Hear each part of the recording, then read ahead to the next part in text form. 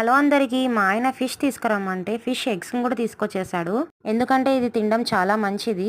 ఎలా అయితేనేమి చేసేసానండి. చాలా టేస్టీగా ఉందన్నాడు. ఇప్పుడు స్టవ్ ఆన్ చేసి పాన్ పెట్టేసి అందులో ఆయిల్ వేసేసి జీలకర్ర వేయాలి. అలానే ఆనియన్స్ వేసి మూత పెట్టేసి బాగా మగ్గించుకున్న తర్వాత ఇందులోకి కరివేపాకు 1 టేబుల్ స్పూన్, అల్లం వెల్లుల్లి పేస్ట్ కొద్దిగా, పసుపు వేసేసి బాగా వేపేసుకోవాలి.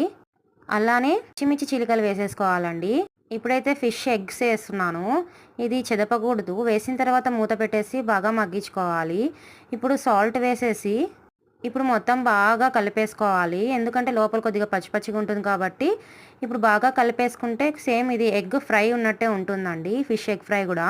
లాస్ట్‌లో అలానే కరివేపాకు, కొత్తిమీర వేసుకోవాలి. తగినంత సాల్ట్, కారం పొడి, garam masala powder, 1 tablespoon ధనియా పౌడర్ వేసేసుకొని బాగా మిక్స్ చేసేసి 5 మినిట్స్ మూత పెట్టేసి మగ్గించుకోవాలి. లాస్ట్‌లో దించేసిన తర్వాత నిమ్మకాయ పిండేసుకుంటే టేస్టీ ఫిష్ ఎగ్ ఫ్రై అయితే రెడీ అయిపోయింది.